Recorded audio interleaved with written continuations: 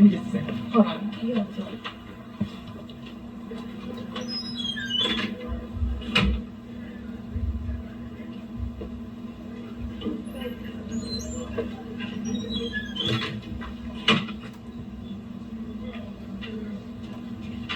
Now we are waiting on 19-year-old Tyrone Williams.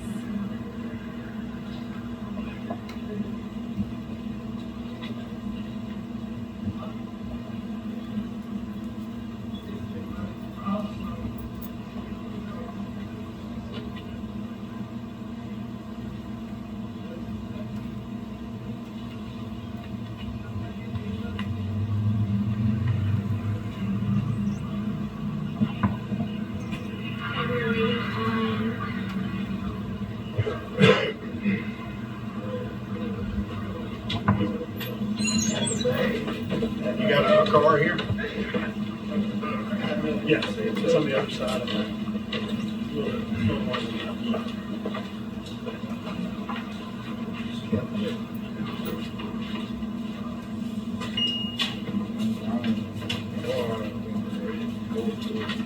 What do you have? Well, you're already talking. What is it? Did you do this? I don't know. They're accusing you of this. For a 9-year-old girl, you're 19. You just threw your whole life away and you took Cailee. Do nothing wrong. You have girl. nothing you want to say. I ain't do nothing wrong. So were you in the car? Family of the little girl that died. Were you in the car that night? I ain't do nothing wrong at all. Were you in the car that night? We've been told that one of you pulled the trigger. Pulled the trigger. Did you have a gun that night? And your friend just said she didn't do it. Anything you want to say to the victim's family, to Kaylee's family? Felony murder. I'm sorry for y'all loss, but the mama know, her mama know I ain't do nothing wrong. Like they mama know I ain't do nothing wrong. So she should say that in court. Do you know her mother? Have you met the family before? Anything you want to say, this is your last chance. A 9-year-old girl. I'm so A 9-year-old sorry, girl. y'all. I'm so sorry. 9 I years ain't old. do nothing. So you were there, but you didn't do anything. This is your last chance. A 9-year-old girl.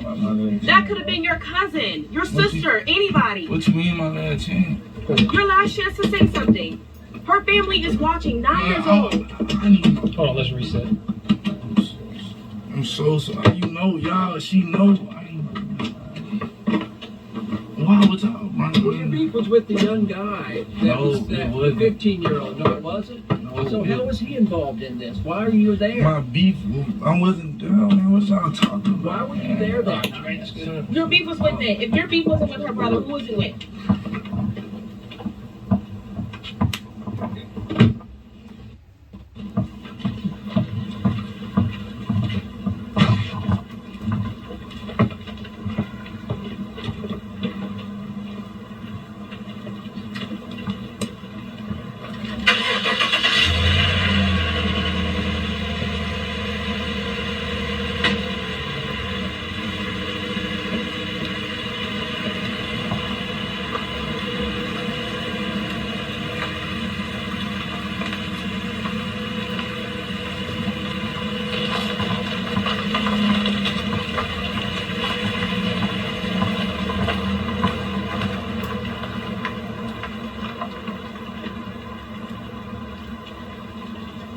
This is a fluid investigation. There may or may not be additional arrest. You know, I've often said we're not going to tolerate this type of violent behavior in our community, certainly not perpetrated on our children. These are our children. We're not always, unfortunately, in a position to prevent these type of things, but I can assure you we're not going to rest until these things are happening, or at least that we bring justice and certainly make an arrest. Also, would be remiss if I didn't thank the Mobile County Sheriff Paul Birch, who's not here with us tonight, for his assistance in this and being able to locate and apprehend the vehicle that we believe earlier today was involved in it. And certainly without him, his assistant, and certainly the deputies out in the county area, we more than likely wouldn't at least be here right now with the update tonight. Again, there's very limited information we can give. I'll certainly give you an opportunity to ask a few questions, but understanding that the information will be limited, certainly because this is an ongoing investigation. And as I've said, unfortunately, in previous cases involving our children, we're not going to rest until there are all individuals responsible that have been locked up and waiting for trial. That's important for me, so I don't want to do anything to jeopardize certainly this investigation, but I will give you an opportunity to ask a few questions. Was one or both of them the shooters? Yeah, so again, we know that we have at least one shooter, but under Alabama law, whether someone was a shooter, a driver, or complicit or facilitated the crime, as far as we are concerned, they're just as guilty as the person that may have pulled the trigger. And which one was the shooter? So that is a matter of court. As you can imagine, these cases become very fluid. And as you can imagine, as we go through, we start finding evidence, whether it's digital evidence, whether it's testimonies, eyewitness information, surveillance information. You have to understand that the investigations become fluid in that information we already have, we may have to corroborate with additional individuals if we're able to identify additional individuals and prosecute them. So it's a great question, but as of right now, I'm not going to be able to answer that. But we're fairly confident that the two individuals, at least tonight, being arrested, are directly involved. And so the car earlier that we all reported on, that Mobile County Sheriff Paul Birch kind of helped out with, they were found in that car. Is that something that you can say and clarify? Well, I can tell you at least one of the individuals tonight was found inside of that vehicle that is being arrested, and there were several individuals in that vehicle, but the investigation has to determine if all or any play a role, and we have been able to substantiate that at least one person in that vehicle, apprehended by the Sheriff's Department, was directly involved. Have you talked at length to any of these people yet to find out if they've shown any remorse or any emotion at all, or if they just shut down?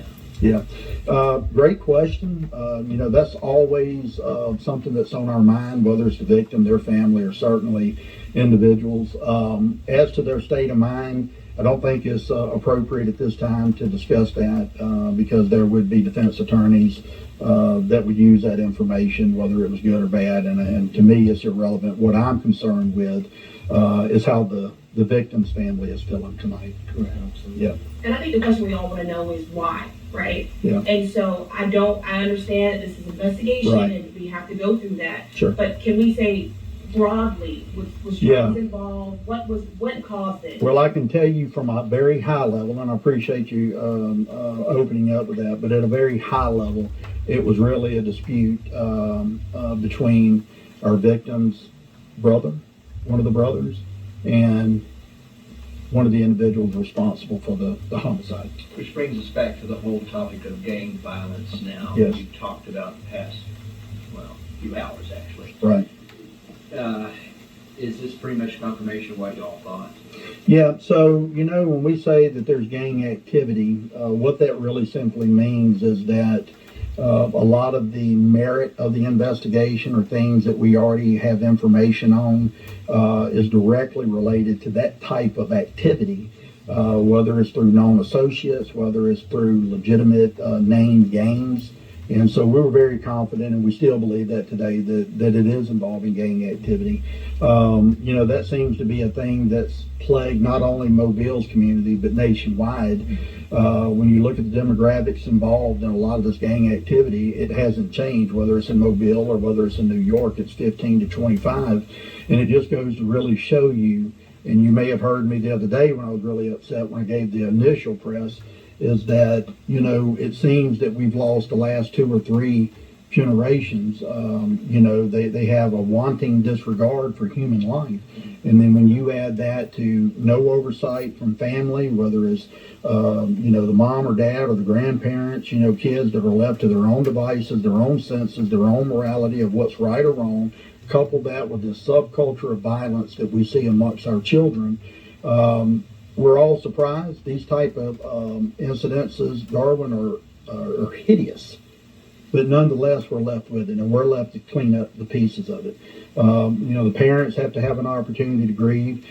Our community has to have an opportunity to grieve. Our investigators and our officers that responded to this tragedy has to have an opportunity to grieve. And it's unfortunate, but nonetheless, we're here. And I'm really just frankly pleased, couldn't be more pleased with Major Timms and Captain Bagsby with the work that their people have done. I kid you not, there have been some investigators that have not went home since Monday night or Monday morning when this incident occurred, and that's to their dedication. And at this time, we just certainly want to give the family an opportunity. They still hadn't had an opportunity to grieve their child, their baby, and then now couple this, justice for baby night. It's a lot they're having to process.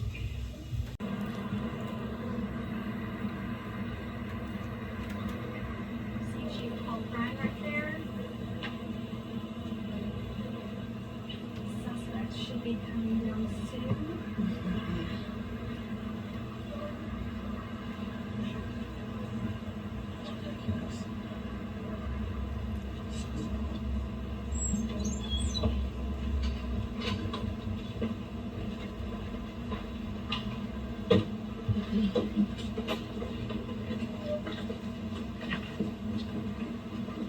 Come on, Ariel, your crowd is waiting. A 9-year-old girl. I didn't. That could have been your sister. I did. I That have a could've been daughter. I have your a daughter. daughter. I Exactly. did. I did it. So who did? I have a daughter. Who did? Are you wrongly accused? Yes. You didn't do it. No. So you weren't involved at all. You weren't in that car. I was. You were in the car. Yes. So who shot her? Who shot Who her? shot Cailee? I don't know. You don't had- know. Your eyes were closed. Yes. You didn't see who shot. You didn't Did see you know the who shot a family? gun. No. Do you have anything to say to the family of that little girl who To her died? mother? To her I siblings? didn't. Well, no, I didn't do anything, so I don't have nothing to say. Who did it? I don't know. Your daughter's gonna have to watch. Anything you want to say I love you, baby. to your family? To my family, I love y'all. And I didn't do this, and y'all know I didn't do this, and y'all know I grew up in church, and y'all know how I am. And why are you getting in this car right now? Because it was just wrong place, wrong time. Who did it?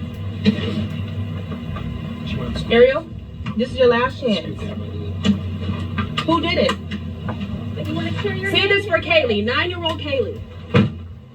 Excuse me. I appreciate you.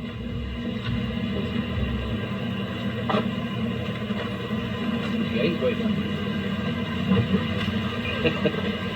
Because we all so bad. I went to the bar.